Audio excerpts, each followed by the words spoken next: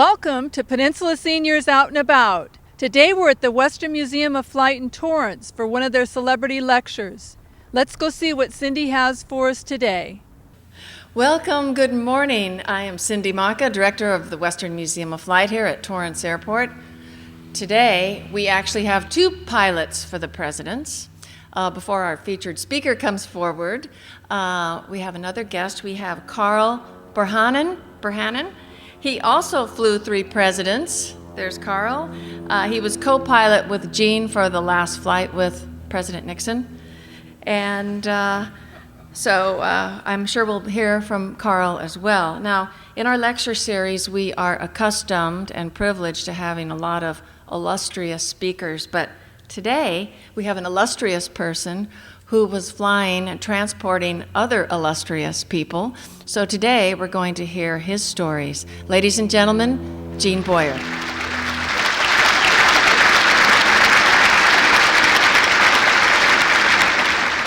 Before we get started, I would like to have Carl Burhanen stand up. Carl had 112 flights as my co-pilot at the White House. Carl, on the 24th of September 1974, flew President Ford with an all-black crew, and it was well received by the White House.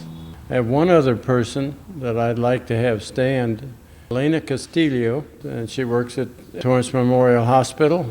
I met her under the most unusual of circumstances. And I was at Camp David with President Nixon in July of 1969, and I think it was 1969. And I was called in and told that I needed to set up a flight to take a helicopter to Peru, to the mountains in northern Peru. And there was a big earthquake. 70,000 people died in about 3 minutes. And I had to be down there in 2 days with a presidential helicopter. And when I arrived up in this soccer field where the center of the earthquake was, it was about 11,000 feet. The temperature was about 60 degrees, 70 degrees. And I picked up a passenger who was to be Pat Nixon's interpreter for the trip. And when I flew out, I had to put the helicopter back together in Lima and then fly up to Huaraz. And it turns out that Elena Castillo's mother was my interpreter. She was a missionary. And Elena, I think you were about 16 years of age at the time. And before I left Lima, going up to northern Peru, I actually picked up a load of fresh fruit and vegetables and took them up for people. And she was the first girl to get on that presidential helicopter when she was 16 years old. I met her under unusual circumstances in that I was at the Torrance Hospital on an emergency visit one night, and I asked her where she was from, and she said from Peru, and I said, where in Peru? And she said, oh, you've never heard of it, a little town called Huaraz. And I said, oh, I've heard of it. I says, I landed a helicopter there in 1969. And she says, was your passenger Pat Nixon? And that kind of shocked me. It takes a lot to shock me, but about about 3 years ago, I acquired the helicopter that was used on Nixon's last flight and had it restored at March Air Museum. And it took me about 2.5 years to do all of that, and that helicopter is still out at the Nixon Library. Now what I'd like to do is just give you my history, and if you want to ask Carl later about his, you be free to do so. I was drafted into the Army during the Korean War, and I just graduated from college, and I ended up getting into the MASH helicopter business, learning how to be a helicopter pilot. And I had never been in an airplane, much less a helicopter. I finished helicopter school, ended up going to Korea shortly after the war was over. This was in Korea in 1954, a MASH helicopter pilot. This is a little helicopter. This was called a Hiller.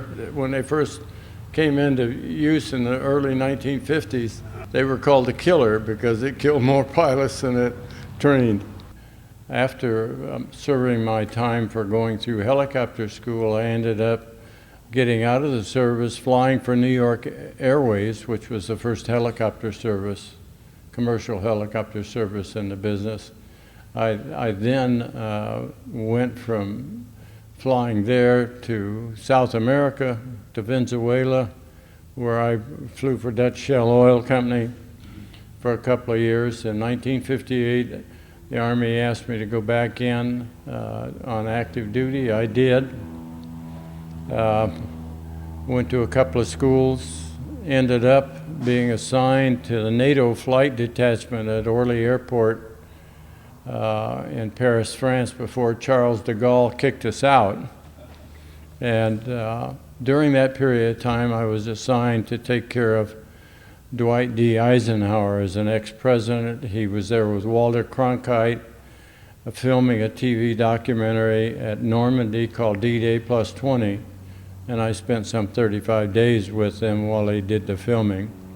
After we finished that, and this is 1963, after I finished that, I was assigned, I received a letter saying I was being assigned to the White House.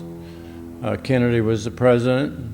But by the time I got back from France, and I also got married at the same time, but I got back from France and to the White House, Kennedy had been assassinated.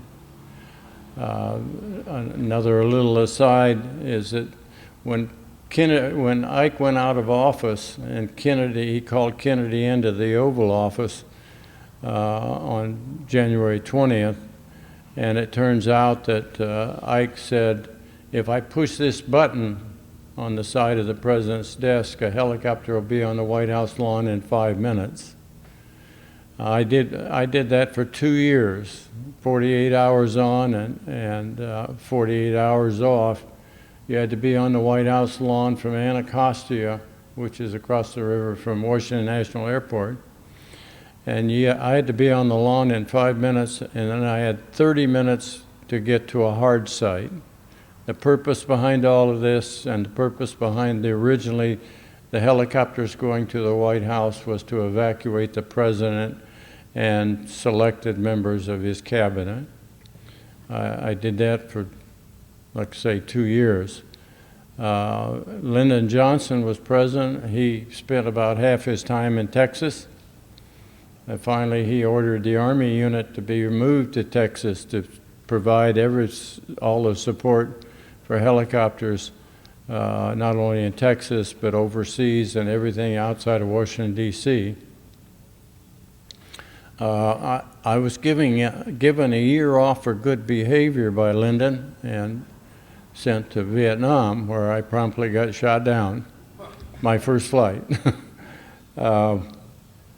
I finished that long 1-year tour, and when I came back from that, I was assigned to the LBJ Ranch back at the White House. It was an unusual assignment because Lyndon was always in there stirring the pot and getting this and that, and I had, like I say, a number of flights out there where I had to hide helicopters, and he didn't want the press to know about it, and he didn't want this to know about it and that to know about it. This went on for the entire period of time that I was there, with the exception of 30 days that I had been assigned to come to Palm Springs with a presidential helicopter to support President Eisenhower. And the support that he was asking for, well, there were two reasons for this request. Lyndon Johnson had just announced he was not going to run for re-election, and he didn't want to be out on the LBJ Ranch with Mamie, with Lady Bird, and so he was offering a helicopter and a small jet to all the ex-presidents. Well, Harry Truman was the only other one, and he said, I don't want a noisy helicopter and I don't want a jet. But he did get his way with Ike. Ike says, I would like to use one of them for 30 days. I'm doing an Indian dig out near 29 Palms. And so I arrived, I left the LBJ Ranch coming out here. I stopped and refueled in El Paso, and I get a nasty telephone call from the White House. Why aren't you out there? I said, well, you told me to be there at 4 o'clock this afternoon. I'll probably be there at about 3:45. And I said, what's the problem? And he wouldn't tell me. The person wouldn't tell me. So when I arrived in Palm Springs, lo and behold, President Eisenhower just had a heart attack, and was at the March Air Force Base new hospital, and that's where I ended up. And I stayed there with him for 30 days. The last day that I was there, he called me up to his room to thank me for having the helicopter. And when I walked in, I could see all these beautiful young Air Force nurses. I mean, I've been in hospitals before in the military, and they weren't always that attractive. But he says, I want you to take all of these girls out and fly them around in the president's helicopter, then hover up on the 5th floor so we can take photos of them sitting in the president's seat. So I did this for about an hour, and it was a very pleasant thing. And the girls all flew back to Washington, D.C. with him. He grinned at me and said, I'd get well a lot quicker if I've got a pretty nurse around me. And I agree with him. I stayed on with Lyndon Johnson, went back to Texas, stayed on with Lyndon Johnson until Nixon was elected. I received orders that I would be the senior helicopter pilot at the White House. And I was, for the next 6.5 years, the senior helicopter pilot at the White House.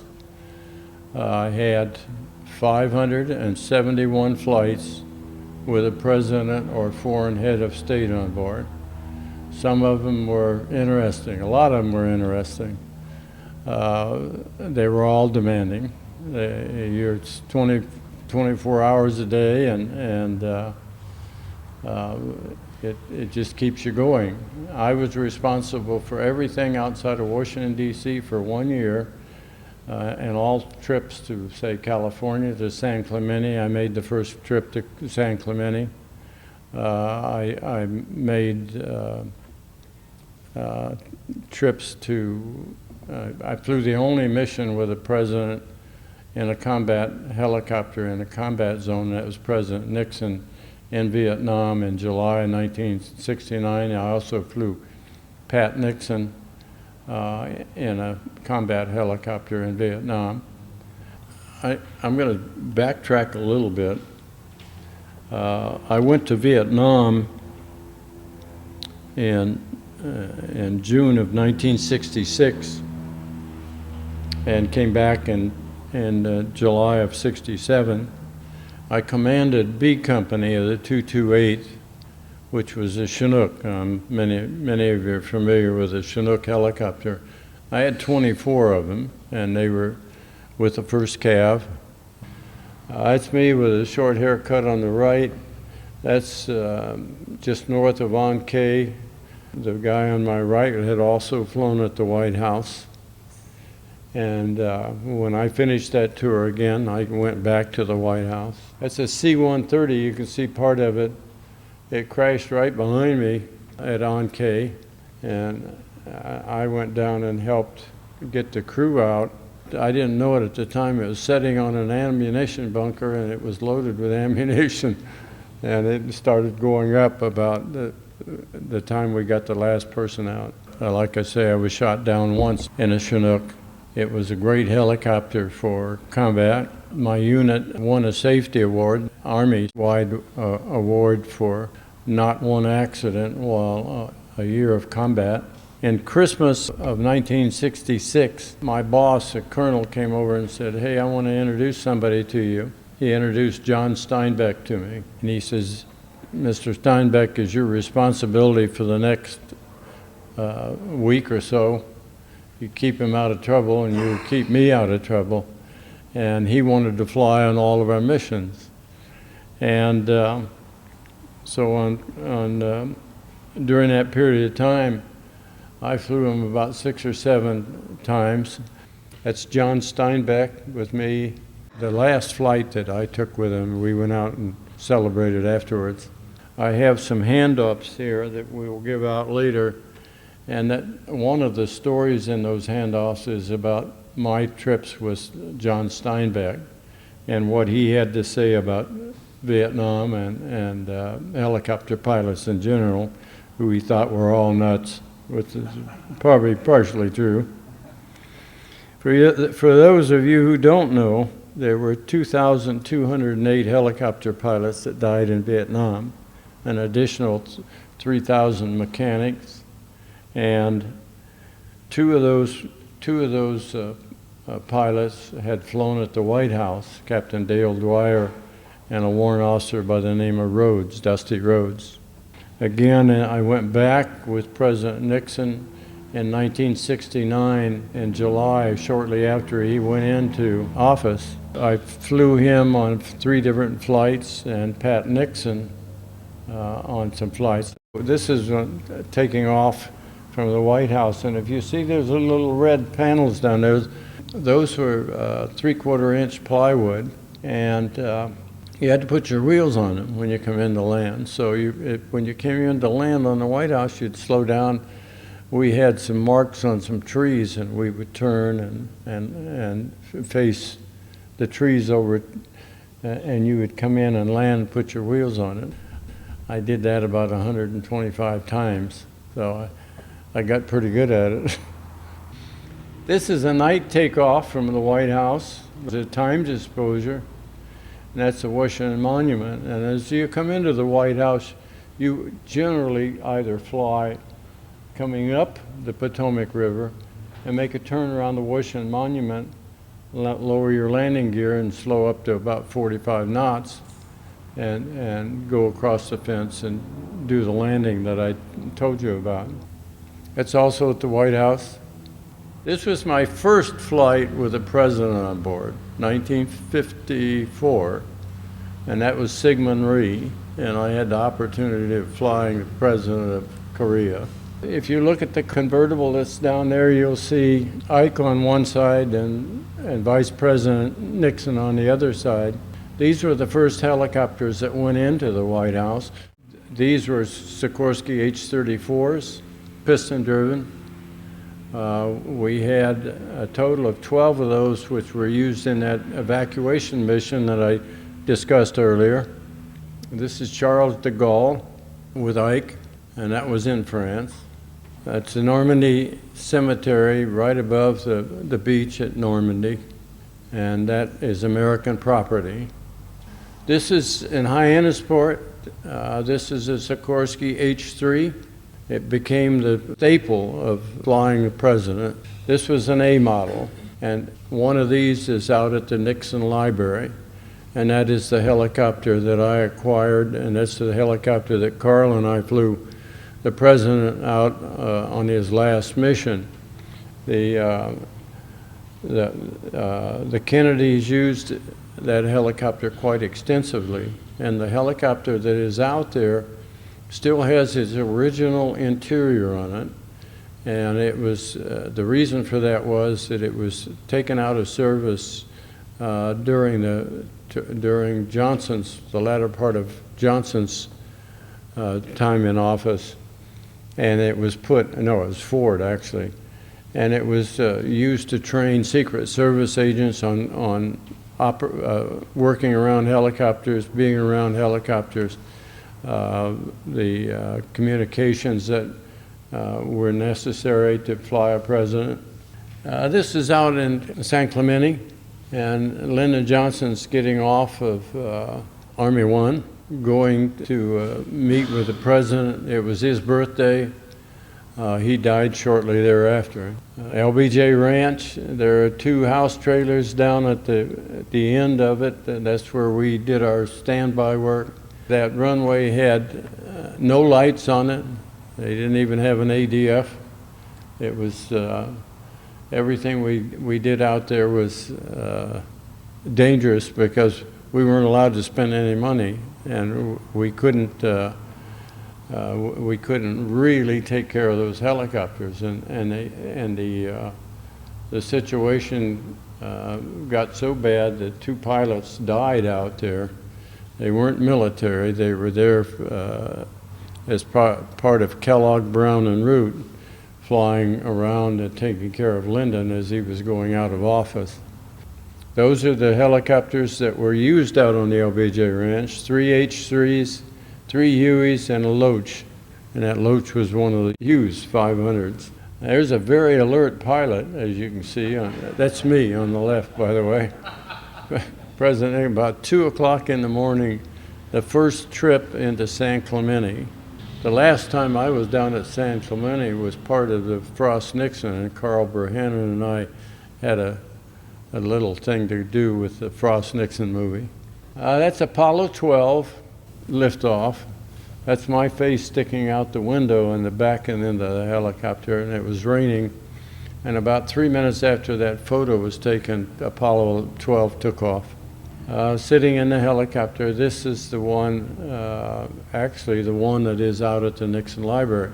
There's also a Sikorsky H-3 VH-3 out at the Reagan Library. And I think I had more flights with the president on that helicopter than I did on the one that's out at the Nixon Library.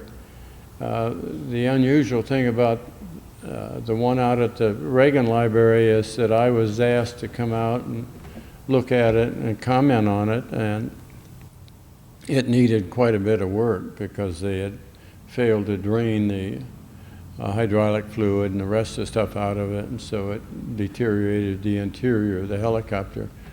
That was 611, and I told the people that were running the Reagan Library that they were putting out false information because they said it was the president's helicopter. I said the only time that President Reagan flew on that helicopter was when, let me see, when was it, Carl? Oh, he did. Yeah, I took him as a governor up to Camp David. So, but then brought him. No, he never flew on it to president. Nancy got awful upset over the whole thing, and had called her friend Dick Cheney, and he promised her a new D model when they finally came out. This helicopter cost $1.4 million new in 1961. The new ones that are out right now, that were going to come out, by the way, were over 400 million each, and they were anticipating going to 500, which is twice the price of Air Force One. I was asked to comment on it and to work with a reporter from the New York Times and also with the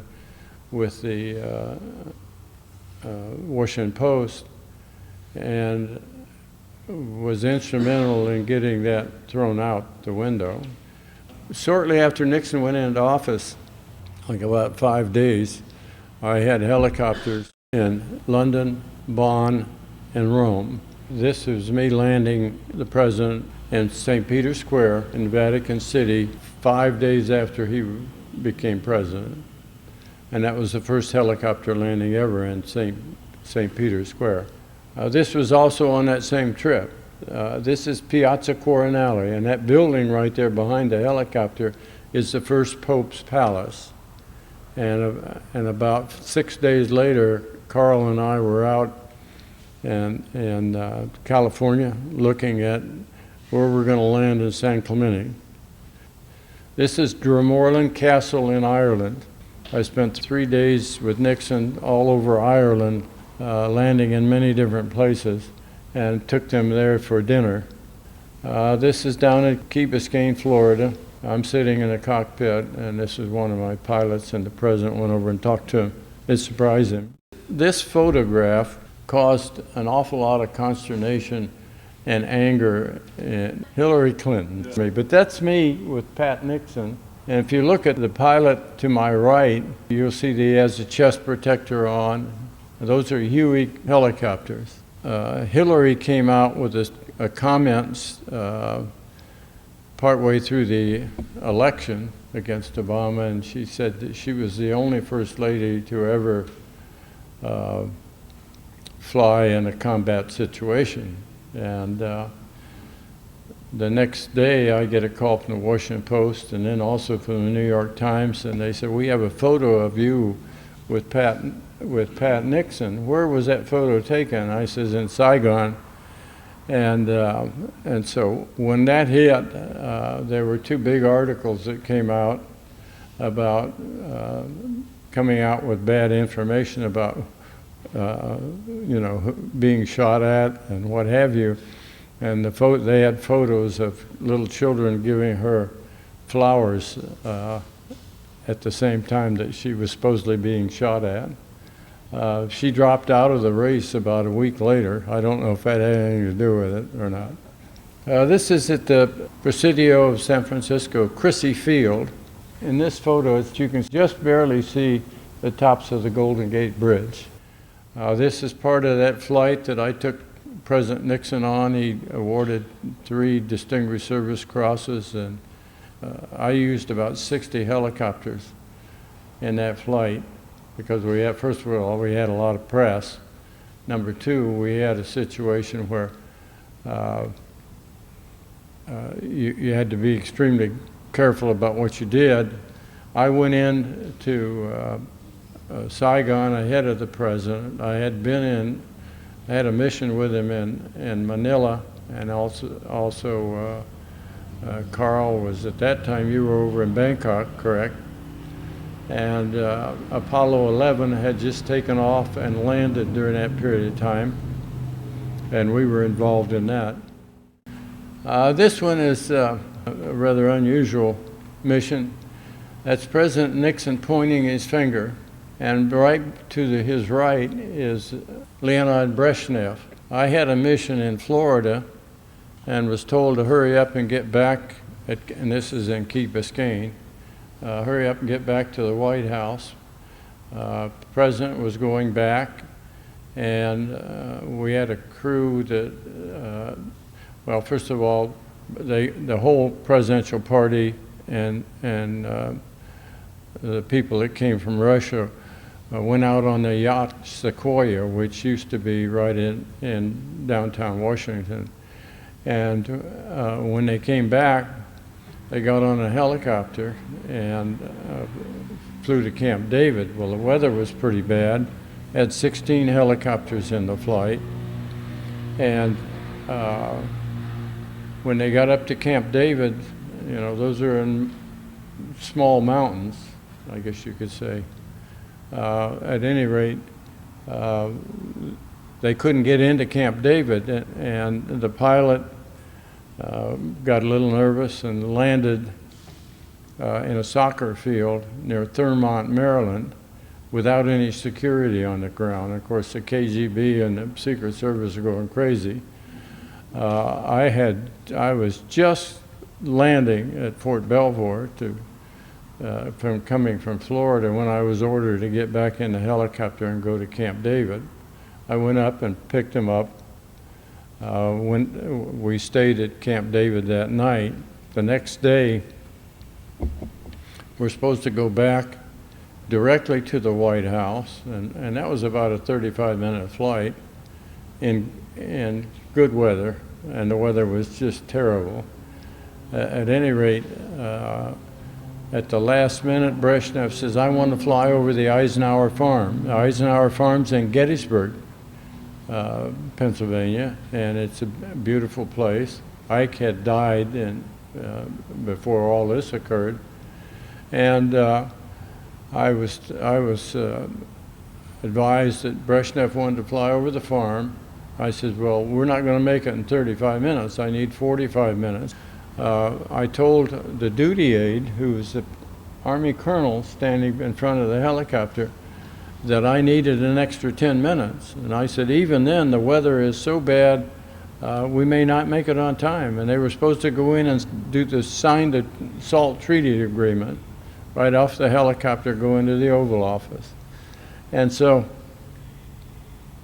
I told them, I said, you have to get them out there. Well, both of those presidents were playing games, and Nixon was embarrassed about the helicopter fiasco with no security on the ground, and Brezhnev and Nixon without protection, in essence. We had two Secret Service on board, but you needed really more than that. The duty aide says, I'll have them out there in time. Well, they were 6 or 7 minutes late. I told the other helicopters, the 16 other helicopters that I had in the flight, to wait until I got on the ground at the White House before they lifted off. And the Eisenhower Farm was only about a 7 or 8 minute flight from Camp David, and good weather. We came off that mountaintop late, went across the Eisenhower Farm, and I had called ahead, and the Secret Service had too. And Mamie was out there waving as we went across, and I was only about 100 feet in the air. And I turned towards Washington, all I can see is this big front of bad, bad, bad weather. And so the duty aide had been told by the president, don't mess this helicopter flight up under any circumstances after yesterday. So I said, well, I'll do the best I can. We turned, and I climbed up to about 1,000 feet, and I was under radar control from Dulles and also from Andrews Air Force Base. And as we went across there, as soon as I hit this front, and I went to the lightest part of it, and as soon as we hit it, I started hitting ice. And it was all over that helicopter, like machine gun bullets, as it broke loose and was hitting the side of the helicopter.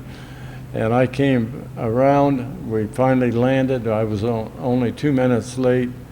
As Brezhnev got off, he was white as a sheet. Nixon is grinning. And Andropov, who was head of the KGB, said, Colonel Boyer, he says, stay off the vodka. That was a shitty flight. And then at the same time, Brezhnev told that colonel's name was Bill Golden. He said, Colonel, are you still a colonel? I thought you'd be reduced by today. During the time that I told you earlier that I moved the unit from the LBJ Ranch to Florida, and they kept me so busy that they were wearing us out. We only had 7 helicopters, and we really needed about 10 or 12 to keep up with all of the missions that we had. And so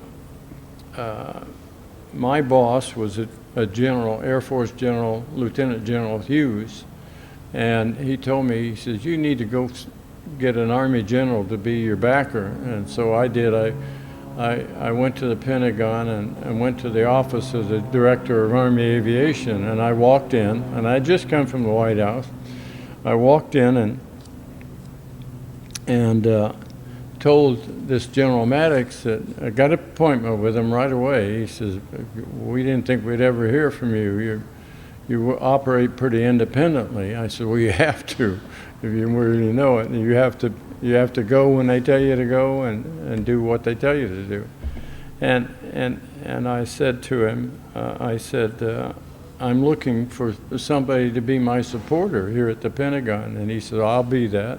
And he said, and I said, by the way, I said, General Hughes gave me some tickets to a White House function, and I gave them to him, and it said it's a head of state dinner, formal attire, and his eyes are spinning. And I said, if you do a good job on this, General Hughes said he would help you out. So I left and went back to my hangar at Fort Belvoir, where the presidential unit was. And I'm sitting there, and I get a telephone call, and it's this general's aide, and he says, I need to tell you this. He says, the general is really fascinated by this invitation to a White House head of state dinner. And I said, well, rightfully should be. He says, but I have to tell you, he said, I'm concerned, and one of the other officers here is concerned. I said, what about? And he says, well, he's married to a Japanese lady. And I said, well, what's wrong with that? There'll probably be Japanese people there at this head of state dinner. It was for the Australian Prime Minister. And he looks at me kind of funny, and he says, or he told me this. He said, his wife was the daughter of a former ambassador to the United States. I said, great, she'll know protocol. He said, on December 7th, 1941. And so I said, yeah, well, I need to call General Hughes, my boss, and tell him that. So I called him, and he laughed. He says, this is crazy. He said, but that'll probably go over pretty well. And so he did. He went to it, and she was the daughter of former ambassador. I have had, I think I told you, 571 flights with the president on board. I had a total of about 3,000 flights while at the White House. And I don't know if it's any kind of a record. You get so busy you can't figure out what you're doing with all of them. But we, in flying for Lyndon Johnson, I've got some pretty good stories about Sam Houston Johnson. I don't know if anybody knows this, but the President Johnson had a brother called Sam Houston Johnson, and Sam was a pretty good drinker, and he was forever trying to escape from the Secret Service. And one day out on the ranch, I got a call saying that Sam, and I'd just come back from Vietnam, Sam Houston needs a ride down to San Antonio, and that's about 60 miles from the LBJ Ranch. And I said, Sam Houston, who? I didn't know the president had a brother. He says, the president's brother. And I said, Sam Houston, okay.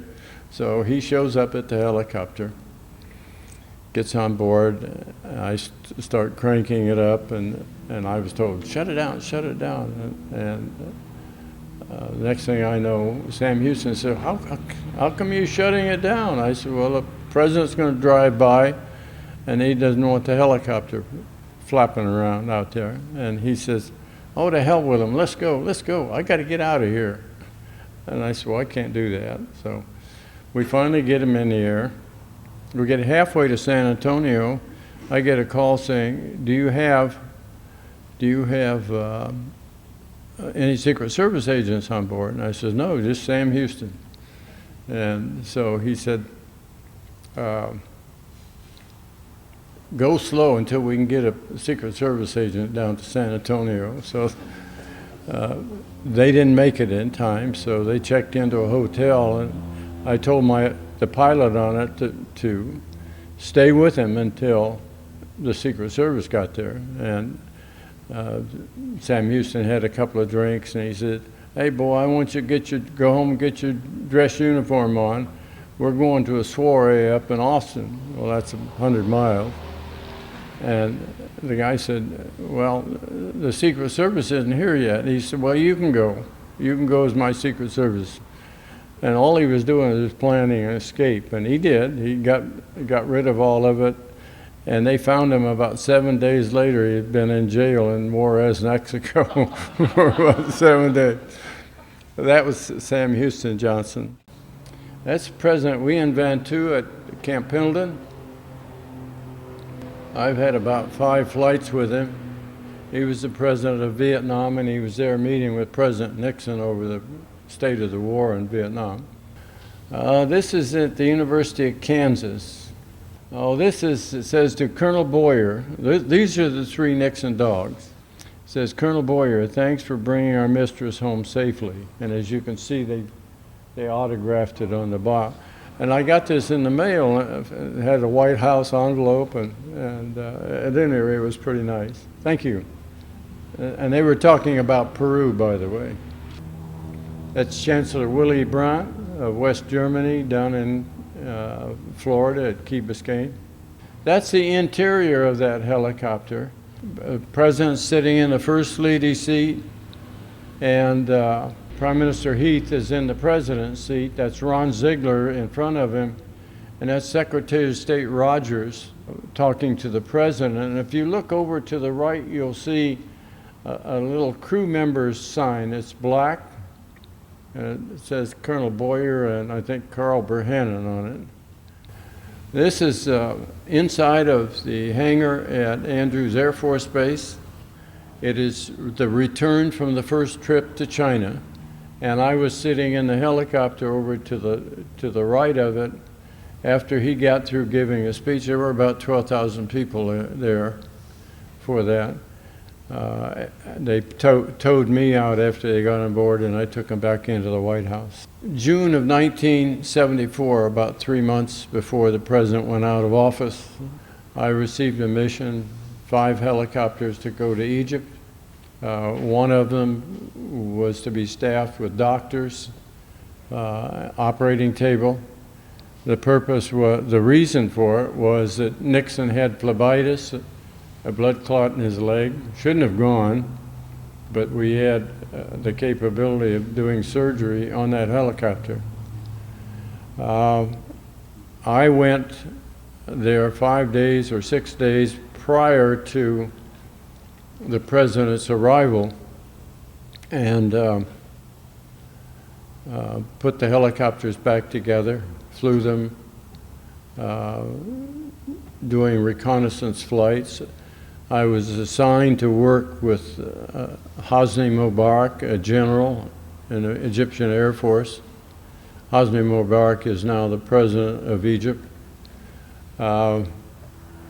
We had about 20 helicopters, Russian, with Egyptian crew members, by the way, and some U.S. Navy helicopters, plus the 5s that I took.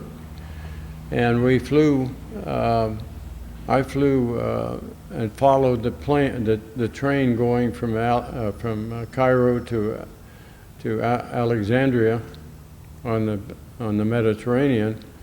And when we arrived up there, President Nixon was staying in Ras El Tin Palace, which is just on the western portion of Alexandria, and President Sadat was staying at another palace on the eastern end of it. And this is about a 40 to 45 mile highly congested area, and the president offered the helicopter for President Sadat to fly back and forth to a dinner and the meetings they were having up there. So I flew President Sadat 5 times, and then on the last day we flew all of those helicopters from Alexandria to a newly built helipad by the pyramids right outside of Cairo, and that was about a 125-mile flight. Hosni Mubarak told me that I should, under no circumstances, get over congested areas. Do it. He says, make your flight up and down out over the desert, because there are 200 and some thousand shoulder-fired missiles that are unaccounted for in the Egyptian army. That's President and Mrs. Sadat and President and Mrs. Nixon right by the pyramids. As they were standing there, I was told, we just gave your helicopter to President Sadat, and I'm in a state of shock. And I was told that I would have to stay there for 5 or 6 days to work up an operational plan to transfer the helicopter to the Egyptian Air Force. A year ago, I was invited to go down to Atlanta to Stilley International Aviation Unit with the U.S. Navy, and we completely restored that helicopter. That helicopter has been operational since 1961 and is still being used by President Mubarak. And I was asked to give the speech for it. This is out in San Clemente. That's Tricia and President and First Lady. That's me standing up in the cockpit. The President couldn't get the golf cart to work, so I had to go over and help him. This is my view, kind of my view, of Nixon's last day in office when he walked down the stairs. And of course, his very famous photo of him as he was getting ready to leave. When he got on the helicopter, we have folding doors that make it pretty quiet in the back, but we hadn't folded them yet. And I heard, or my crew member heard, that Pat Nixon said, "Oh, it's so sad, it's so sad." So when we arrived at Andrews Air Force Base and taxied up in front of Air Force One, Pat Nixon got in the cockpit and thanked me for all of his flights. And I had tears in my eyes, and I think Carl did too, after, some 500 flights with him. And he looked at me and he says, "You have to stop that." He says, "I've got to walk from here to Air Force One," and there were another 15,000 people out there at Andrews Air Force Base. So I tried to stop it, and then we taxied out of the way. That was my last flight with President Ford. I stayed on with him and flew him, I think, 39 times while he was president, and then decided I wanted to live in Palos Verdes, so I bought a house up here. That's while I was with Lockheed. The president got to where he'd say, "Can you borrow a helicopter and take me to Palm Springs," or something like this. I did it a number of times, and I think Carl did as well. Oh, I had to give up on these politicians. Disneyland contacted me and asked me to become Winnie the Pooh's helicopter pilot. If you look, you'll see me saluting Winnie the Pooh, and that's a Disneyland band. Pooh for president, and I took him off to the 1,000-acre forest. He got 26,000 write-in votes against Ford and Carter, and I believe he should have won. I found this helicopter wrapped in plastic in a parking lot at Quonset Point, Rhode Island, and it had been there for 12 years. The interior is immaculate, but it was missing a lot of components, so I had to go steal another helicopter from the Navy that was going out of time, and we scavenged the parts that we needed to put it on back into good shape. That's up at March Field. All of that was missing. Navy, see? It was quite an honor for me to be able to work on that helicopter, and at no cost to any taxpayers. I had 104 volunteers out at March Field that worked on that helicopter and getting it back into good shape. I don't know how many people know Mr. Thigpen back there. I was doing a show at the Nixon Library one day with, I think, an interview, and it was Los Angeles Times. And we're part way through this inside of the helicopter. Next thing I know, this is Helicopter Jim coming on board. Thank you, Jim. This is Ross Nixon. We had an opportunity to put on the uniforms, the same flight suits that we used on Nixon's last flight, we put on for Ron Howard. Any questions? What type of demeanor did he have with us? He was always friendly. Most of the time he was busy studying something or doing something. At other times he would recognize you for what was going on. We had a situation in Ocean Grove, New Jersey one time during the 1972 election for the presidency. And I had 12 helicopters in that flight, and he gave a speech at Newark Airport, and then Teterboro, and then from Teterboro he went to Ocean Grove, New Jersey, which is a little island about 75 miles south of New York City. That is a retirement community, and they had 3 bridges that go into this little island. And they had a community center, and Nixon was giving a speech there. And I don't know how many of you remember, but a lot of my flights involved anti-war protesters, and they were constant after us. And things were getting out of hand at Ocean Grove, and I had tasked the State Highway Patrol to assist in guarding the helicopters. And one of these guys, in fact a bunch of them, headed towards the helicopter, and I told my military police, I said, you stopped them right there. And this young kid, he wasn't going to do anything. I took his weapon away from him and finally went over to get them to disperse. Only because we were already 35 minutes late because of all of this stuff. And the next stop was Harrisburg, Pennsylvania, and I think that was about 75 miles or 100 miles. And the winds were picking up right off their nose. And the president, when he finally got to the helicopter and get on board, said to me, he says, can you make this up? And I said, no, Mr. President. I said, the winds are higher than forecast, and I'll do the best I can, but we're going to stay low, and it's going to be bumpy. We went across Philadelphia at about 200 feet, and with all 12 of these helicopters.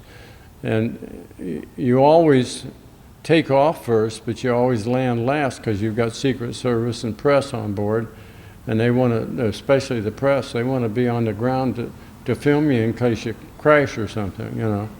And the Secret Service has to be on the ground to make sure that everything is covered. So we're about 10 minutes from Harrisburg, and over the intercom I hear, oh, slow down, slow down. Oh, Christ, it's too late. Go on in and land. So I went in and landed and taxied up to where this podium was, just like this. The president gets up there. He's got a raincoat on and he's carrying a briefcase. And I said, and the Marine aide to me said, I said, what the hell happened? He said, well, the president got up and went to the toilet in the back end of the helicopter, and he says, you hit this big bump, and he peed on himself. He said, the only thing we could do is give him a raincoat. We came up with a raincoat, and what else was it he did? Oh, and a briefcase trying to cover it. And I said, well, with the wind out there, what it is, it's going to dry in a hurry. So the president left. When he came back, he stuck his head in the cockpit, and he says, you're right. He says, that was a terrible flight. And then he laughed about it. Would you like to ask Carl Bohannon some questions? How did you get into the position of flying presidents? Well, the first CEO of the presidential flight for Eisenhower in 1957 was Bill Howe, and he was my CO when I got out of flight school in 1955. And from that time on, when he became the first commander, he actually selected the people that would go into the detachment. I was on orders to go to Germany, and I was actually selected to go, but I said, no, I can go to Washington anytime. I'm from Pennsylvania, about 100 miles from my house to Washington. I said, I can go to Washington anytime. I want to go to Europe and and see the Eiffel Tower and things like that that I read about in the geography books. What was my tour? I was actually in Vietnam the same time Gene was there. We were both signed to the 1st Cav. That's where that 1st Cav patch came from. The 1st Cav was the first air mobile division in the history of our country. And we had over 400 helicopters there. And Gene was on one side of the airport at On K, which was the 1st Cav headquarters. And I was on the other side of the airport flying the flying crane. And we were there 66 to 67. What could a flying crane lift? How many pounds? Well, the flying crane could fly in 2 configurations. We had what we called a pod that looked like a bus that we could attach to it. And without the bus, it weighed about 18,000 pounds. It was one of the few aircraft that could carry more weight than the aircraft weighed. We could carry 44,000 pounds, and it only weighed 18. Primary mission for the crane was to lift everything that no one else could lift. We had a 200-foot steel cable, 2 inches thick. We'd go out in the jungle and pick up a jet like a little toy, and pick up Chinooks that was shot down. But our main mission was to move artillery. The infantry couldn't engage the enemy without artillery support. And we would take the artillery 155 guns into position. We would move the guns in position for all of the divisions in Vietnam. And we only had 4 helicopters in the whole country. And then we would move 3 days worth of ammunition into the site. And then the rest of the time we were moving road graders, making roads and landing strips, and we could actually pick up a D6B bulldozer. This aircraft had so much power, it had the same engine as the 727 aircraft, jet. Of course, we had 2 of these engines, and we actually had more power than we could put into the transmission. We were actually transmission limited on power. We could climb, in fact, the crane still holds the world's record of climb to 0 to 10,000 meters. I could climb with 1 engine, and the rate of climb, the max rate was 6,000 feet a minute. I could put it on 6,000 feet a minute with 1 engine.